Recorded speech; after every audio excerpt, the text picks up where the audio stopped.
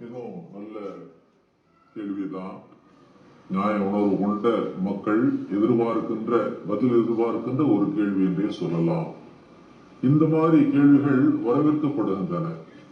ரசூல் ஸல்லல்லாஹு அலைஹி வஸல்லம் அவர்கள் ஒரு ஹதீஸில் ஒரு கருத்தை கூறியிருக்கும் போது அதற்கு மாற்றமான ஒரு கருத்தை சொல்வதற்கு எந்த ஒரு முஸ்லிமுக்கும் ஒருபோதும் உரிமை இல்லை என்பதை அஹ்மதியா முஸ்லிம் ஜமாத்து முழுமையான முறையில் 100% ஏற்றுக்கொள்கின்றது.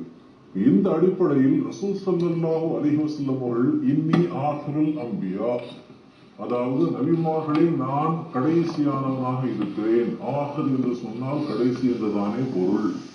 ஆஹிர் என்று என்ற சொல் அரபி சொல்லாக இருந்தாலும் தமிழ் தெரிந்த மக்களுக்கு கூட ஆஹிர் என்று சொன்னால் கடைசிங்கிறது சாதாரண தெரிகிற ஒரு விஷயம் தானே.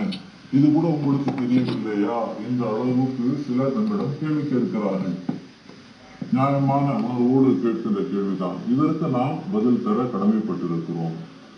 முஸ்லிம் சகோதரர்களே, இங்கேயும் நாம் ஒன்றை தெளிவுபடுத்த கடமைப்பட்டிருக்கிறோம். இந்த ஹதீஸிலும் கூட சஹீஹ் முஸ்லிமில் இந்த ஹதீஸ் இடம்பெற்றிருக்கிறது. இங்கேயும் கூட அந்த ஹதீஸை முழுமையான முறையில் இந்த ஆலிம்கள் எடுத்து வைப்பதில்லை. எங்கெல்லாம் கடைசி நபி என நிரூபிக்க இவர்கள் முயல்கின்றார்களோ அத்தனை ஹதீஸிலுமேயே அதற்கு முன்னால் வருகின்ற அல்லது அந்த ஹதீஸுக்கு பின்னால் வருகின்ற சில வாக்கியங்களை இவர்கள் வேண்டுமென்றே மறைத்து விடுகிறார்கள் என்றுதான் சொல்ல வேண்டும். அவ்வாறு வேண்டுமென்றே மறைக்காதீர்கள். இது யூதர்களுடைய பண்பு என்றே அல்லாஹ் திருக்குர்ஆனில் குறிப்பிட்டிருக்கிறான். எனவே அவ்வாறு நீங்கள் மறைப்பது இது ஒரு ஆலிமுக்கு அழகல்ல என்பதுதான் நாம் மீண்டும் மீண்டும் தெரிவித்துக் கொள்கிறோம். எனவே பாமர முஸ்லிம்களை ஏமாற்றுவதற்காக இந்த மாதிரி தவறான கருத்தை நீங்கள் பரப்பக்கூடாது. அப்போ முஸ்லிம்ல சஹீஹ் முஸ்லிமில் அந்த ஹதீஸ் என்ன வருகிறது, முன்னால் பின்னால் என்ன வருகிறது என்று நாம் பார்க்க கடமைப்பட்டிருக்கிறோம். ஹஜ்ரத் ரசூலுல்லாஹ் ஸல்லல்லாஹு அலைஹி வஸல்லம் அவர்கள் கூறினார்கள், இன்னி ஆஹிருல் அம்பியாயி, நிச்சயமாக நான் நபிமார்களில் கடைசியானவனாக இருக்கிறேன் என்று சொன்னார்கள். ஆனால் அத்துடன் அவர்கள் நிறுத்திக் கொள்ளவில்லை. இந்த ஆலிம்கள் நிறுத்திக் கொள்வது போன்று ரசூல் ஸல்லல்லாஹு அலைஹி வஸல்லம் அவர்கள் பிறகு அதற்கு அடுத்து இன்னொரு வாக்கியத்தையும் கூறுகிறார்கள். வ இன்ன மஸ்ஜிதி ஹாதா ஆஹிருல் மசாஜித், அதாவது என்னுடைய இந்த பள்ளிவாயில் இருக்கின்றதே, இந்த பள்ளிவாயில் மஸ்ஜிதுகளிலேயே ஆஹிராக கடைசியாக இருக்கிறது. அப்போ சகோதரர்களே, ஆஹிர் கடைசியானது என்ற இந்த சொல்லை நபிகள் நாயகம் ஸல்லல்லாஹு அலைஹி வஸல்லம் அவர்கள் தனக்காகவும் பயன்படுத்தி இருக்கிறார்கள், தன்னுடைய பள்ளி வாயிலுக்காகவும் பயன்படுத்தி இருக்கிறார்கள்.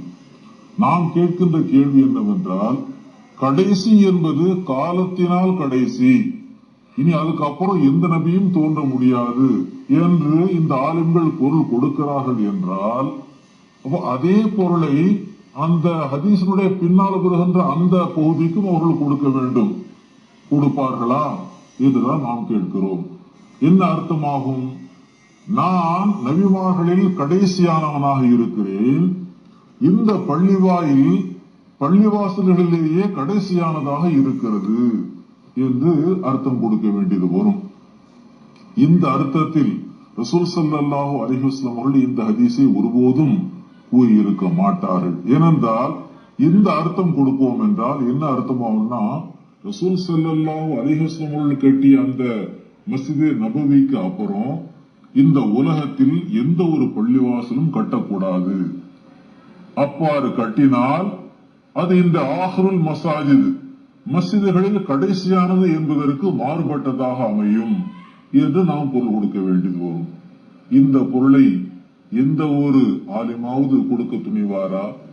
ஒரு சாதாரண பாமர முஸ்லிமாவது இந்த பொருளை தருவதற்கு துணிவாரா? நிச்சயமாக இந்த பொருளை தருவதற்கு அவர் உள்ளம் இடம் தராது.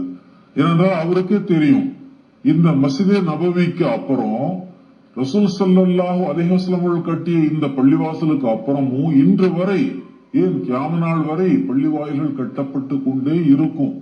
அப்படி கட்டப்பட்டு கொண்டே இருந்தாலும் கூட இந்த பள்ளிவாயில் ஆஹிராக இருக்கிறது, கடைசியானதாக இருக்கிறது என்று சொன்னால் காலத்தால் கடைசியானதாக இருக்கிறது என்ற பொருளில் அல்ல என்பதை மிக தெளிவான முறையில் நாம் தெரிந்து கொள்ள முடிகிறது.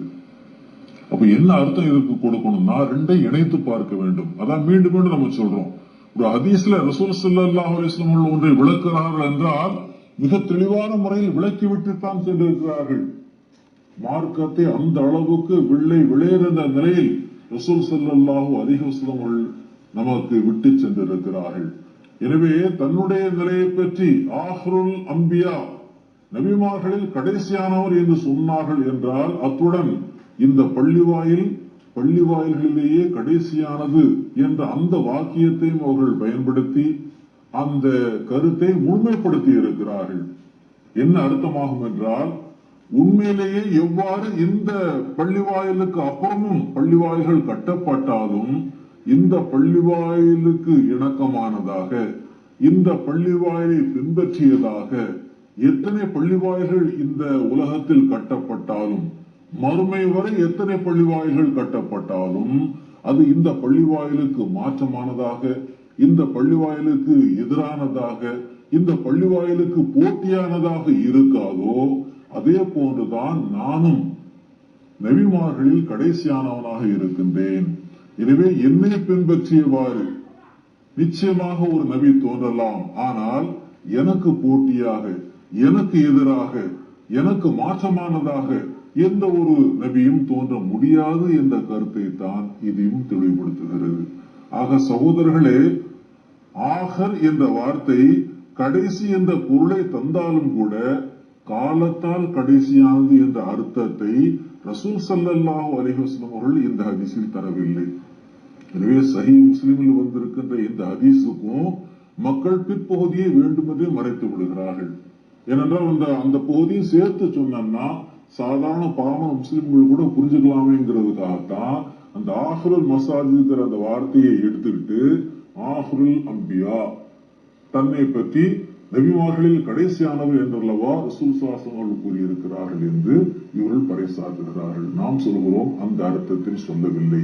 எனவே ரசூல் ஸல்லல்லாஹு அலைஹி வஸல்லம் கட்டிய அந்த மஸ்ஜித் நபவிக்கு அப்புறமும் அதை பின்பற்றியவாறு இந்த பள்ளிவாய்கள் இனியும் கட்டப்பட முடியும் என்றால், அவ்வாறு கட்டப்படுவது அதற்கு மாற்றமானதாக இருக்காது என்றால், ரசூல் ஸல்லல்லாஹு அலைஹி வஸல்லம் பின்பற்றியவாறும் இந்த ஷரியத்தை பின்பற்றியவாறும் இந்த இஸ்லாம் மார்க்கத்தை புதுப்பிப்பதற்காகவும் ஒருவர் இந்த உம்மத்திலிருந்தே தோன்றுவார் என்றால், அப்படி தோன்ற விருப்பவர் தான் இமாம் மஹதி என்றும் இந்த உம்மத்தை முஹம்மதியா ஏற்றுக்கொண்டிருக்கிறது.